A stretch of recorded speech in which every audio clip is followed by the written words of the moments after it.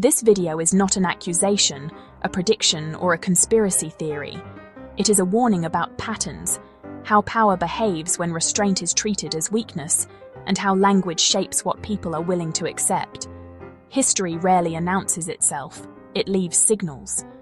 The question is not if genocide is being planned, but if the conditions that make mass violence possible are being normalized again. Large-scale violence does not begin with weapons, it begins with language. History shows a consistent sequence. First, a group is framed as a problem, then as a threat, then as contamination. Finally, as something that must be removed. When leaders speak of people as poison, as something that destroys from within, they are not arguing policy. One of the most dangerous political developments is not extremism itself, it is its normalization. When mass deportation is discussed casually, or entire regions are described as unrecognizable, these ideas are no longer fringe. They are discussed on major platforms by major figures. This creates permission structures. What once sounded unthinkable begins to sound practical. What once required justification begins to feel obvious. History also shows that moments of global uncertainty are when norms are tested. Ambiguous threats, sudden escalations followed by reversals, pressure applied, then withdrawn. These are not random. They test reactions. They measure resistance.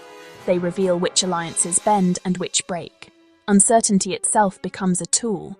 And when uncertainty becomes policy, escalation becomes easier than restraint. This is not about one country. It is about the erosion of international norms that were built precisely because the last century showed us where unchecked power leads. When multilateral institutions are dismissed rather than reformed, when might is openly framed as legitimacy, when human rights are treated as negotiable, history does not repeat, but it rhymes. Let me be clear. This video is not claiming an inevitable genocide. It is not calling for panic. It is not asking for blind belief. It is asking for vigilance. The danger is not inevitability. The danger is complacency. Every generation believes it would recognize the warning signs. Almost every generation is wrong, not because the signs weren't there, but because they were dismissed. Alarm is uncomfortable. Silence is convenient.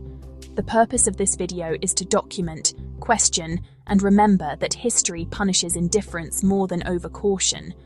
Pay attention, ask harder questions, and do not assume that what seems impossible today will remain so tomorrow.